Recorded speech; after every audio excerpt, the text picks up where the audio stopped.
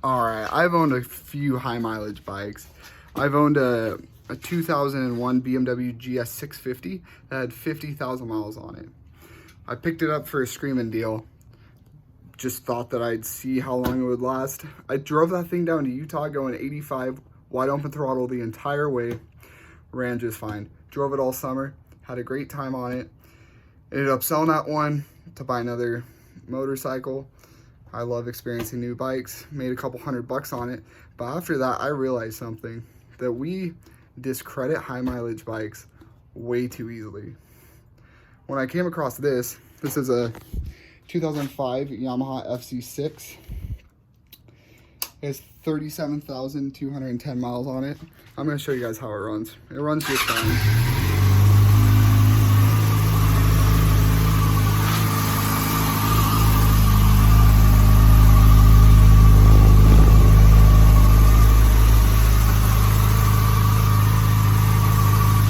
And this is what I want to be talking about today. It's not perfect. When I bought it, this was all cut off because it had a crack going down it, so the previous owner decided to cut it off.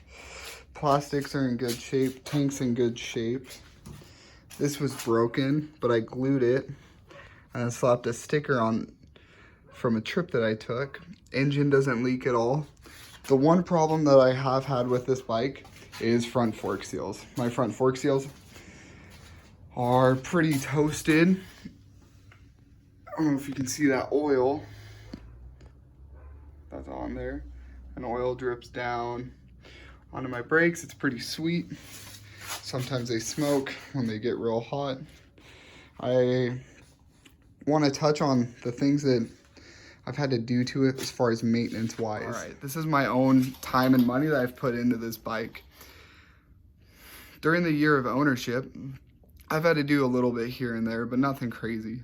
I do most of my own work, but I don't have a tire machine or any specialty tools like that. I've had to put a chain and sprocket on.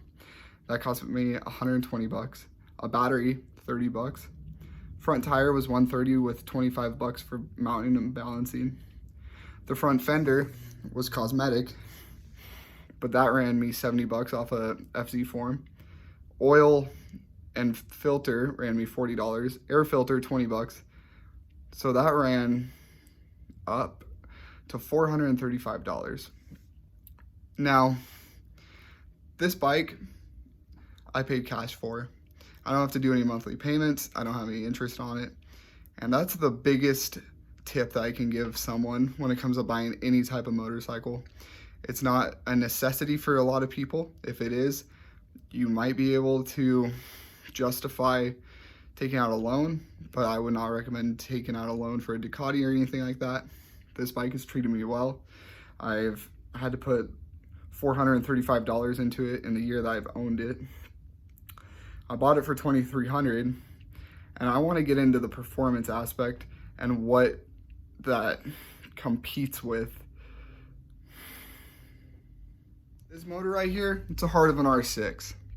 But then you get the comfort of cruising around in an upright position. Another bonus that comes with the R6 is that this motor has been detuned a little bit, so you can get a little bit more longevity out of it. The bike, though, is realistically in competition with the Tesla Model 3 Performance and cars of that nature with 0 to 60 times. This motor makes 97 horsepower at 12,000 RPMs. It's a sub 4 second to 60 bike.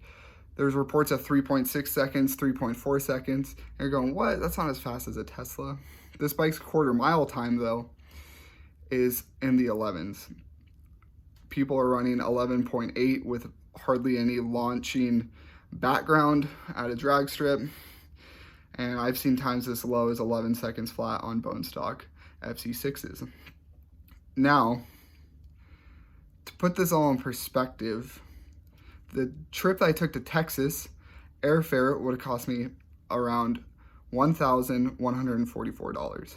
The trip to Texas took 2 days down, was there for 2 days, spent some time with my family, and then 2 days back. And we're gonna be like EV guys. We're gonna act like my time doesn't matter. Like charging a car for 4 hours on an added trip just doesn't equate to anything. And this bike right here gets 45 miles per gallon. So it was 2,600 miles in total. That required me to do 48 gallons of gas at 45 miles per gallon. And that's $173 for the cost of fuel. So I rounded up to $200. Adding on that $435 that I've had to spend to maintain this. That puts our total invested into this bike as $2,935, including the gas to get to Texas. Her name's Cheryl. We've been through a lot. I got her with 31,000 miles, and now she sits at 37,210,000 miles. I added that gas into the equation because I added the cost of a plane ticket onto what I'm going to sell it for. So for my one trip that I took, and for what I'm selling the bike for $2,100, adding on that $1,144 for airfare, and that's off the Hopper app, best deals that you can get. And I'm a last minute type of guy, and trips to Texas are expensive, let me tell you, especially flying into Houston from where I live in Idaho. I will actually be making $309 on this whole 15 months of ownership and over 5,000 miles I've added onto this bike. So my whole thing is to not be afraid of buying higher mileage sport bikes like what I got myself here. To be able to say that I've ridden a bike that much in a year is awesome. And when it really breaks down to it, this bike, before I picked it up, had done 2,250 miles each and every year. That's not many. That's about 12 tanks of gas for each riding season.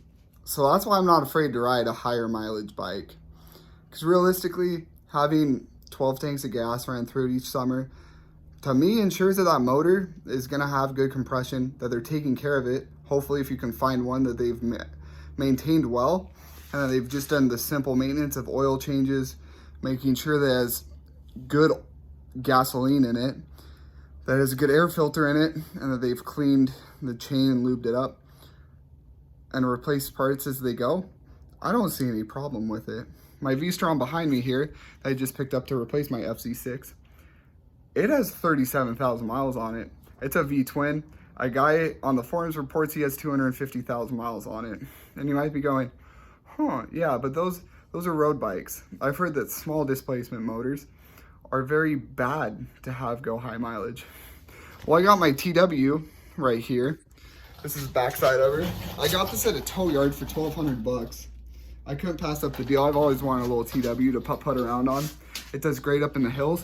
This has almost 10,000 miles on it, on a TW200. The story behind this is that some dude rode from Oregon on that TW. There was a Harley Davidson seat on it. I don't know how it got here because it's all interstate, but the bike got here. It got towed. I picked it up for a good deal, and I'm loving it. So this is my 2 cents when it comes to buying higher mileage bikes. I think that there's a bad feeling when it comes to it. I just wanted to address my personal story about owning such a bike.